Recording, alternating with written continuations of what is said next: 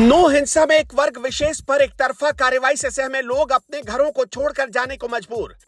हिंसा के ठीक अगले ही दिन करीब 46 पक्के इमारत और दुकानों पर चलवा दिया गया बुलडोजर। क्या लोकसभा चुनाव 2024 के लिए नो हिंसा कराई गई? सवाल कई, जवाब किसी के पास नहीं। हरियाणा नो हिंसा इस समय देश भर में सुर्खियों में बना हुआ है। हिंसा के कई दिन बीत जाने के बाद भी राज्य सरकार एक वर्ग विशेष पर लगातार कार्रवाई कर रही है।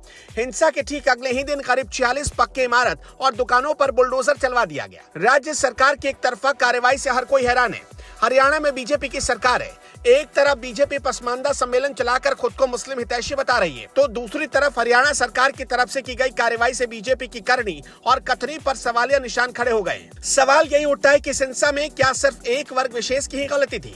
क्या इसमें हिंदुओं की कोई गलती नहीं थी? आखिर ये दंगा क्यों भड़का?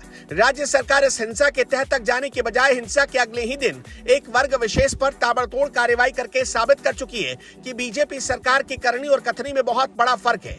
अब आगे आपको इस रिपोर्ट में बताएंगे कि आखिर यह हिंसा क्यों भड़की और इसमें गलती किसकी थी। दरअसल नूंह जिले में विश्व हिंदू परिषद द्वारा ब्रजमंडल यात्रा निकाली जा रही थी। यात्रा से ठीक पहले मोनू मानेसर, जो कि विश्व हिंदू परिषद का कार्यकर्ता है, इसके ऊपर राजस्थान के 2 मुस्लिम व्यक्तियों की हत्या का आरोप है।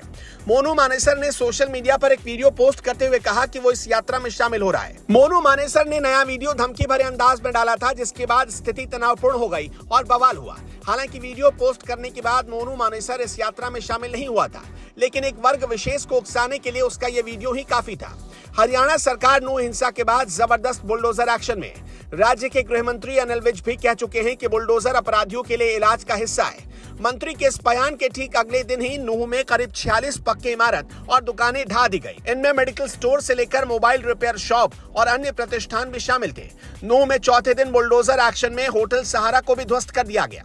अधिकारियों के मुताबिक हिंसा के दौरान होटल की छत से भी पत्थर फेंके गए थे। इसके अलावा 39 झोपड़ियों पर भी अतिक्रमण की कार्रवाई की गई। सरकार ने बीते 31 जुलाई को गुड़गांव और दक्षिण हरियाणा के कई हिस्सों में हुई हिंसा के बाद पूरी तरह से अपराध के खिलाफ मोर्चा खोल दिया है, जिससे कि अपराधियों में एक संदेश जा सके। हिंसा के बाद से ही 9 जिलों में धारा 144 लागू कर दी गई है। पुलिस फोर्स तैनात कर दिया गया है। जबरदस्त सुरक्षा व्यवस्था की गई है। स्थिति को तनावपूर्ण देखते हुए जहां पर पैरामिलिट्री फोर्स को भी तैनात किया गया है। स्थिति अब सामान्य है, लेकिन सरकार की कार्रवाई जारी है। सरकार की एक तरफा कार्रवाई ने एक वर्ग विशेष को डरा दिया है। अब तक सैकड़ों बिल्डिंग, झोपड़ियों और दुकानों पर बुलडोजर चलाकर जमींदोज कर दिया गया। तो वहीं इस मामले में कई लोगों की गिरफ्तारी भी हुई। लोग अपने घरों को छोड़कर इधर उधर जाने को मजबूर हो गए। सरकार की एक तरफा कार्रवाई से लोग डरे और सहमे हुए।